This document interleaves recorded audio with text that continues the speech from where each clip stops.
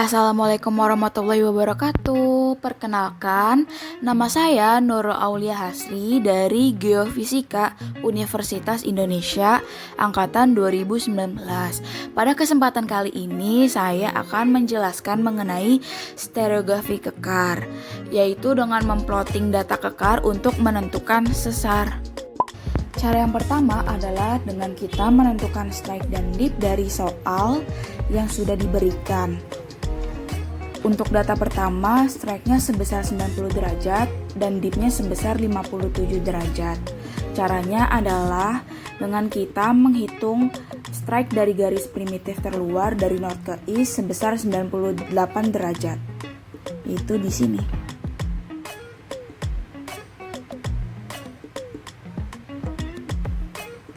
Untuk dip-nya adalah kita memutar strike yang sudah kita plot tadi ke arah utara. Lalu kita menghitung dip dari primitif keluar ke pusat lingkaran sebesar 57 derajat. Kira-kira dip-nya adalah di sini. Kemudian kita menambahkan 90 derajat untuk menentukan pole, dan pole-nya adalah di sebelah sini. Sehabis itu kita menarik busur dari north ke south untuk dip-nya. Hasilnya adalah seperti ini. Lakukan langkah yang sama untuk data selanjutnya. Pada langkah selanjutnya adalah kita memplotting ulang titik pole ke kalkir yang baru, yaitu kalkir 2. Setelah diplotting ulang, hasilnya akan seperti ini. Kemudian jangan lupa untuk menggambarkan garis primitif dan busur-busurnya. Kemudian kita melakukan proses contouring dengan menggambarkan segi 6 terkecil atau segi 5 terkecil pada bidang stereonet. Hasil akhir dari plotting kontur tadi adalah seperti ini. Angka di tengah menunjukkan banyaknya titik yang masuk ke dalam bidang segi 6 ini. Lalu pada kertas kalkir ketiga kita menulis ulang kontur tertinggi dan kontur terendah. Dan ditulis ulang itu angka-angkanya yang ada di tengah-tengah bidang persegi 6 ini. Setelah kita menuliskan kembali angka-angka pada plottingan tersebut, hasilnya akan seperti ini. Kemudian kita menggambar garis kontur pada angka-angka plottingan yang sudah kita ambil dan buat. Hasil akhirnya adalah seperti ini konturnya.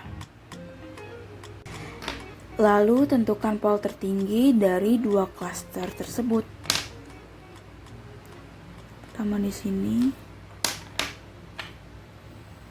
yang kedua di sini. Pada kalkir keempat, kemudian kita menambahkan kalkir keempat. Lalu kita memplot ulang pole yang sudah kita plot pada garis kontur tersebut.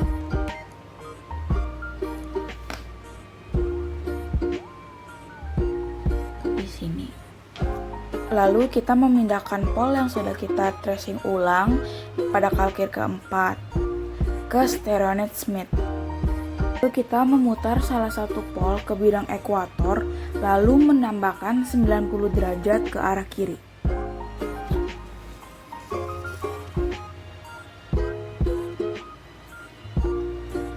Sesudah kita tambahkan 90 derajat dari pole yang sudah kita putar ke arah garis ekuator, kita membuat busur lingkaran baru dari titik yang sudah kita plot tadi. Selanjutnya kita membalikan kertas tracing paper pada sumbu semula. Langkah selanjutnya adalah kita melakukan hal yang sama pada pole yang berbeda yang kita dapat dari hasil tracing pada kalkir keempat ke kalkir ketiga tadi. Kemudian terdapat dua bidang perpotongan pada garis tersebut. Yang ini kita sebut sebagai sigma 2. Kemudian kita mensejajarkan sigma 2 ke bidang ekuator, lalu kita menambahkan 90 derajat ke arah kanan. Setelah kita menambahkan 90 derajat ke arah kanan dari sigma 2, kita membuat busur dari north ke south sesuai titik yang sudah kita plot tadi, dan ini akan memotong pol 1 dan pol 2. Kemudian kita menghitung besar dari interval dalam yang sudah kita plot tadi dari perpotongan sigma 2 ini. Jika besar interval dalam lebih dari 90 derajat, maka pertengahan dari interval dalam tersebut bisa kita sebut sebagai sigma 3. Kalau kurang dari 90 derajat, kita bisa sebut sebagai sigma 1. Karena interval dalam saya kurang dari 90 derajat, maka pertengahan dari interval tersebut saya ambil sebagai sigma 1. Kemudian kita menambahkan sigma 1 sebesar 90 derajat. Karena ke bawah ini tidak sampai 90 derajat, maka kita menghitungnya ke atas, yaitu kira-kira di sini sigma 3-nya. Kemudian kita mensejajarkan semua sigma tadi ke garis ekuator, lalu menariknya sampai ke garis primitif untuk mencari plunge. Ketika data plunge sudah terbentuk, lalu kita mengembalikan kalkir ke posisi semula.